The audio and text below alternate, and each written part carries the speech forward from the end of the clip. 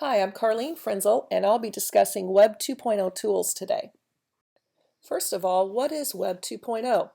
It describes the second generation of the web in which it became interactive, as opposed to the first generation when it was static.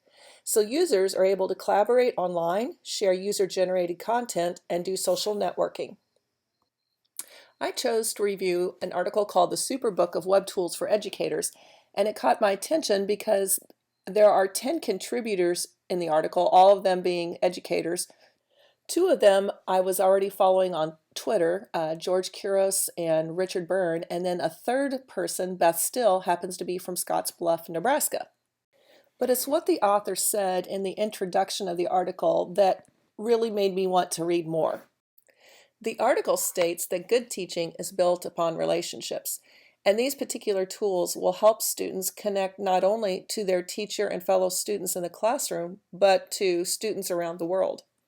We also need to be teaching kids to be successful in life, not just school. They need to be creative at problem solving and critical thinking, and many of the jobs they will have don't yet exist.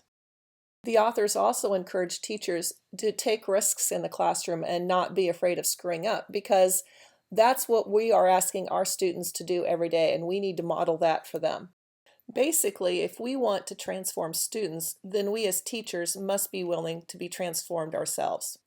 And one way of initiating this transformation is to engage in a new type of professional development where teachers are in charge of their own learning using tools such as Twitter as opposed to going to a conference. This is referred to as the Unconference Model. There were over 6 dozen technology tools presented in this article, but I chose to focus on Glogster. Glogster is a tool that allows students to create virtual posters using text, audio, video, images, and hyperlinks, and then they are able to share those posters with anyone electronically. Why is Glogster a good tool for the classroom? Well, it develops presentation skills in the students, it improves their engagement, it increases their digital literacy, it encourages creativity, it's media rich, they're working with multiple types of files, and finally it's paperless, so you don't have to worry about using lots of color ink cartridges. This is a poster I created in Glogster. It's about Netiquette, which is internet etiquette, and you can see I've incorporated pictures, graphics, text, backgrounds. I chose not to include a video just because of time constraints. What I like about Glogster is that it provides a template for the students to help them organize their content. You can see that there's a place for them to describe the context of their story, why something's happening, the facts about the story, and then finally the resolution. So I'm going to give a quick demo on using Glogster. You go to glogster.com, log in, you'll need to set up an account, and you have the option of either creating a new blog from scratch or using one of their templates provided, and they're all categorized according to subject. I chose the how-to template. I'm going to first delete a placeholder that I don't want, and then move an existing text placeholder, change the content inside the placeholder, and then change its color. You always have to remember, however, to select the text you want to change first before you format it. Now I'll choose a different font. I'll go with Andy and change the size of the text.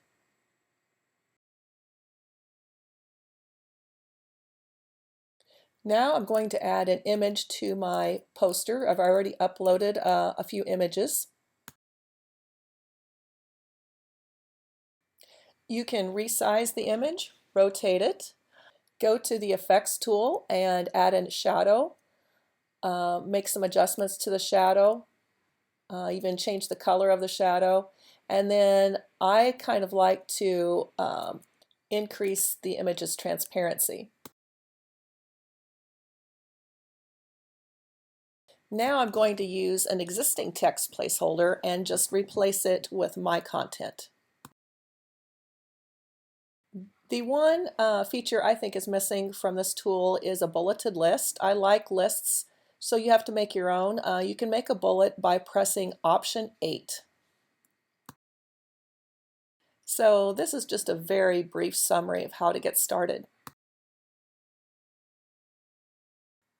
The advantages of Glogster are its capability to handle video and audio recordings. I like the templates that allow the students to organize their content, and I do feel like it includes a better selection of graphics, images, and backgrounds compared to some other tools out there. There are a few disadvantages I discovered with Glogster. First of all, it costs some money, and some users may find it difficult to navigate, so I think teachers would definitely need to teach this tool. It doesn't include bulleted lists in its text features, like I mentioned before. And then finally, the links that are provided by Glogster for embedding that poster don't always work. I tried several times to embed it in my blog and was unsuccessful.